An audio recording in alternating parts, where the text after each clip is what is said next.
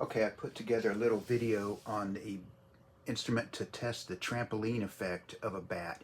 And this is opposed to what normally you would test is the compression, but this doesn't test compression, it tests how quick is the trampoline effect for a given compression.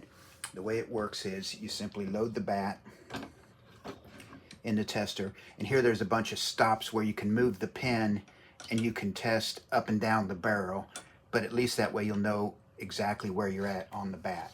So to run a test, you would push down, it'll catch, and here it's reading right now there was 64 pounds. So let's say I want to test the bat at 150 pounds of compression. I dial it in.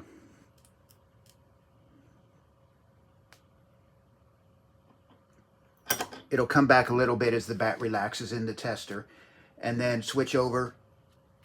So let's go mode 1 and then run the test. And there it's run it. Here you'll see a series of numbers. These numbers are times in which it took for the arm to run through a series of speed traps. So that's telling us how fast that arm was ejected off the bat, or essentially telling us the rate of the trampoline effect. So now if you go and take a series of bats all under equal pressure, say 150, you can check and see which one has the best spring rate at that compression. And the reason I would pick the same compression on all bats is, while the bats will have different pressures that it would take in a normal compression tester, we're not trying to test that. We're trying to test for a given batter. And let's say a given batter has a swing strength or swing speed that would allow them to, say, put 150 psi, or that equivalent of an impulse into the bat.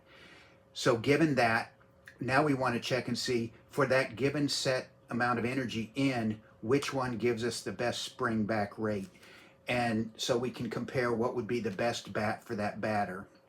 Also here what I've done is I checked it at 150, but you can check it at 100, you can check it at 150, 200, 250. So you'd be able to go through and say, hey, look, this bat has a pretty good spring rate for a very low energy swing, but it's not so great when you get a lot of swing rate on it, because it might compress, or it might just not respond as well. Where another bat being very hard would be bad for a low speed swing, but very good for a higher speed swing. If he's able to compress it, then the thing will fight back and want to push back very quickly. So it'll let you profile up and down the barrel for sweet spot, and it'll let you profile across swing speeds to find out where it would be optimal. But finally, it will let you just compare bat to bat for a given speed, which gives you the best spring back rate or the best trampoline effect. So thank you very much. That's it.